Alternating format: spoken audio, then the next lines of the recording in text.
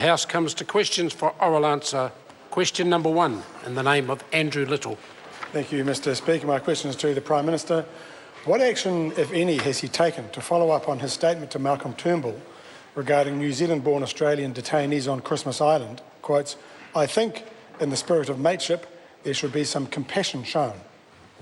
The Right Honourable Prime Minister. Mr Speaker, my full statement to Mr Turnbull was where someone isn't the highest risk, where someone has a long-term community of interest in Australia, I think in the spirit of mateship there should be some compassion shown.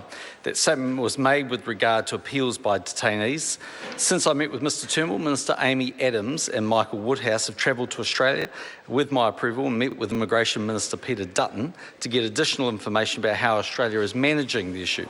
Ministers and officials are working hard to ensure what I agreed with Prime Minister Turnbull is implemented as soon as possible, and Australia has doubled resources to speed up the appeals process. I've made my views very clear to Prime Minister Turnbull and I continue to receive regular updates on progress. I've asked Minister Adams to follow up with Mr Dutton and we expect an ongoing dialogue about where things stand. Supplementary. Supplementary question, Andrew Little. What representations to Australia has he made in the last 2 days to raise concerns about events on Christmas Island or to offer his help? The Right Honourable Prime Minister. Speaker, I personally have made none, but of course the officials and my ministers have worked their way through that process. Supplementary. Supplementary question, Andrew Little. Which of his statements of earlier today is correct?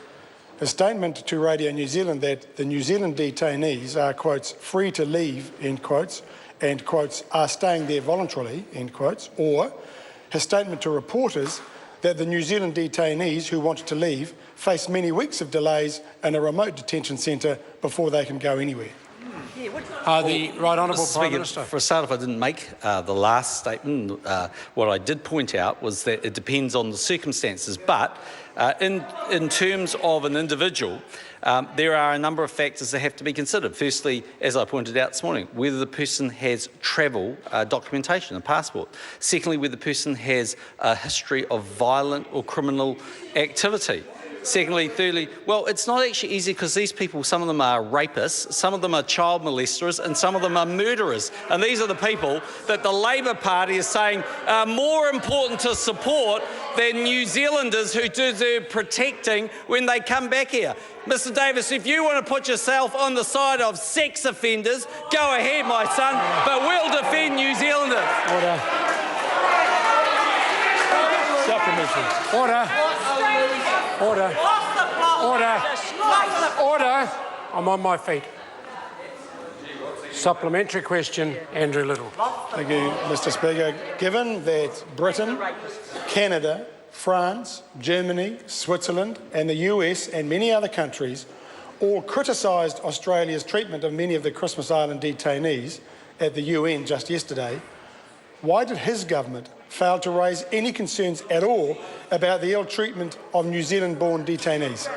The Right Honourable Prime Minister. Because we don't need to go to Geneva to do that. We do it in person with the Prime Minister of Australia, and we've done that, and we do it with the Australian ministers. And I say again, we have a responsibility to those New Zealanders, and we will bring them home to New Zealand. But we will do so by protecting New Zealanders. We're not on the side of sex offenders, we're on the side of New Zealanders. Supplementary. Order. Order. That's just Order. Order. Order. I'm attempting to call the Leader of the Opposition for a supplementary question. It requires some silence before I do so. Andrew Little, supplementary question. Thank you, Mr Speaker. Why is he so weak that he spends his time with Malcolm Turnbull talking about what ties to wear, rather than having the moral courage to demand Australia and do what's right for the detainees? Order. Mr Speaker. Order. Mr Speaker, Right Honourable Prime Minister. We spent a considerable portion of the one-on-one meeting we had with Malcolm Turnbull talking about this issue. 2 ministers have gone to Australia to talk to Minister Dutton about this issue. I've raised this issue with Prime Minister Abbott. There have been considerable conversations going on. But, Mr Speaker, when it comes to these people coming home to New Zealand, they are free to come home and we will allow them to come home and we will ensure they come home, as long as They have the travel documentation. They can't go on a commercial aircraft if they are violent, if they have mental health issues. And, Mr Speaker, I have a responsibility to the New Zealanders here at home that they are looked after. And what the Labour Party is saying is, to hell with the rest of New Zealanders, these people should be put on a commercial aircraft and dispatched to New Zealand. Will you back the rapists?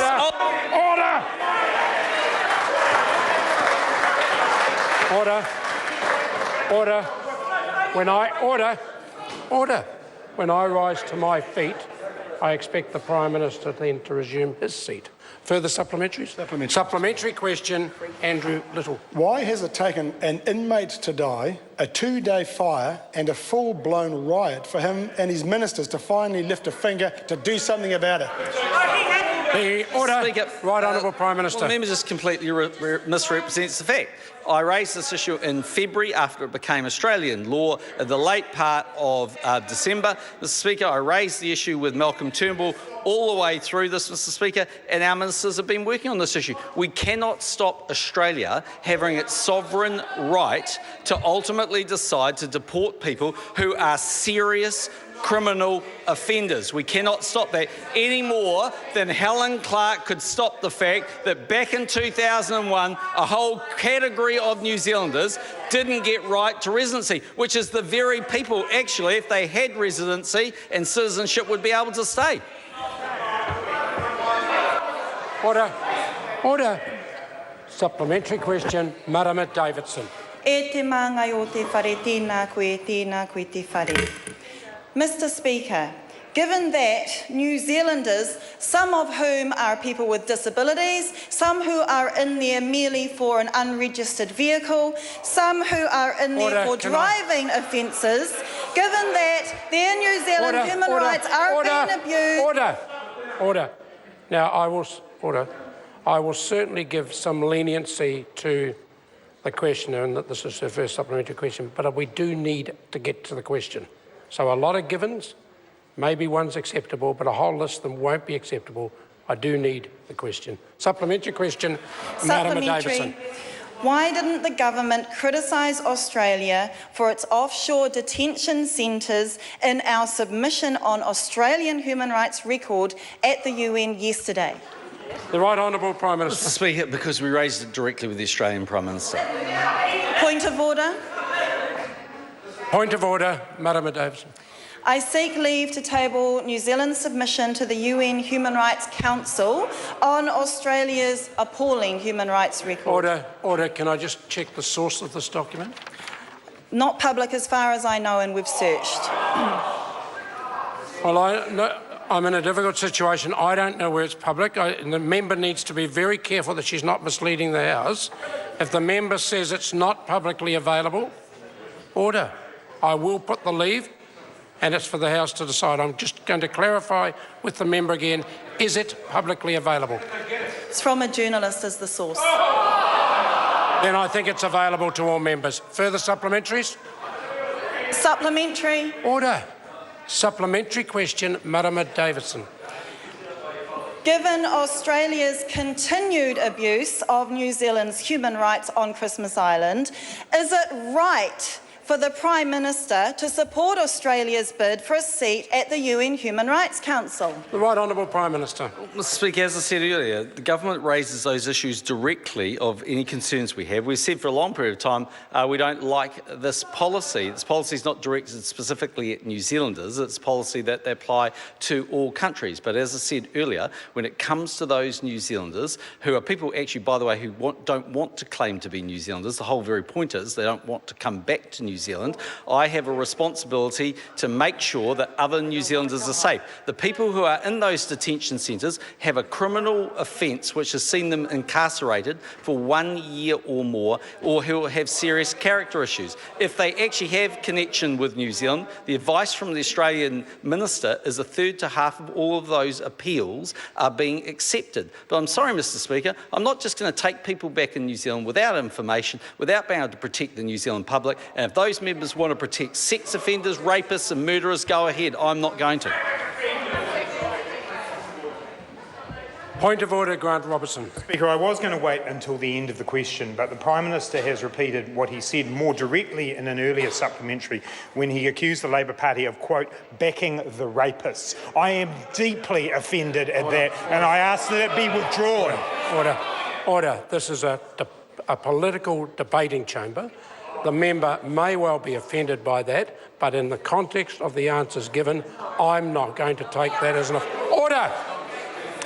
I don't want to start this week by asking a member to leave the chamber, but I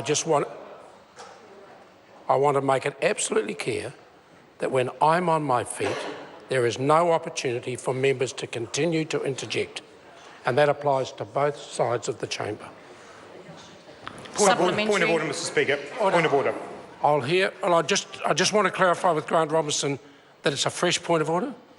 I'll hear from the Right Honourable Prime Minister first. Point of order. Mr. Speaker, I don't have the document with me, but in the meeting that I held with Malcolm Turnbull, I'm not sure whether I can actually table it, I might be able to, he gave a detailed outline of the people that are in question, the New Zealanders who are going to be deported. They are rapists, murderers. Order. Prime Minister will resume his seat. Point of order, Mr. Speaker. Mr. Point of order. I have dealt with that matter.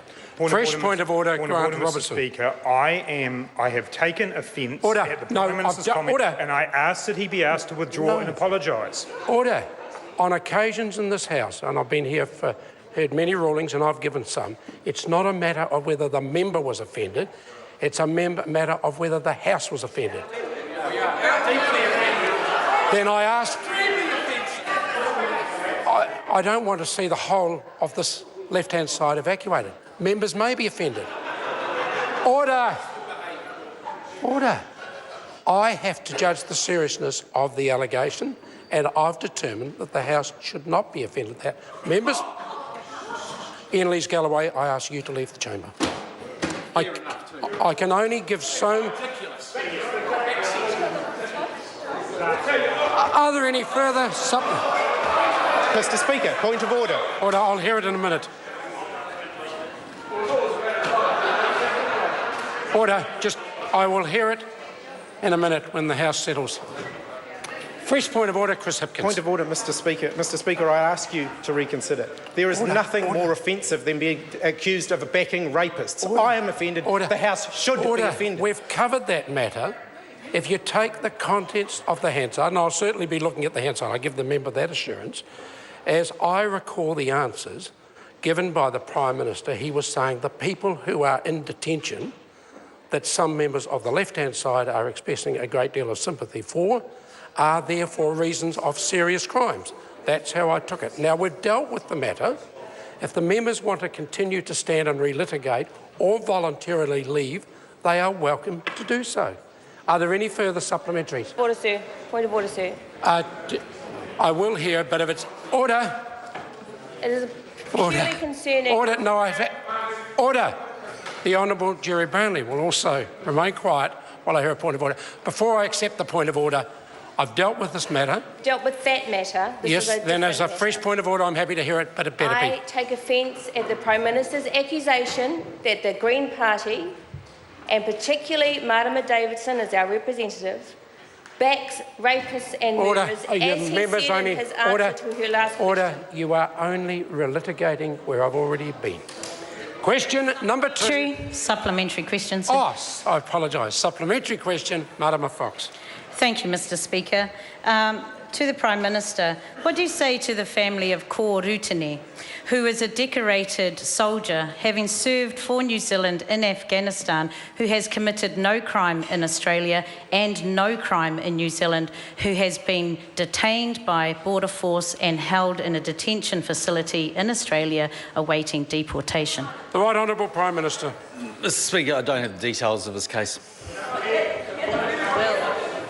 Oh, further supplementary question, Marama Fox. Marama Davidson. Then will the Prime Minister today rule out supporting Australia's bid for a seat on the UN Human Rights Council? I'll allow the question. The Right Honourable Prime Minister was brought in an earlier supplementary. Right Honourable Prime Minister. Mr. Speaker, the government put in the submission last night and we continue to support that submission. Question number 2. Melissa Lee. Thank you, Mr. Speaker. My question is to the Minister of Finance.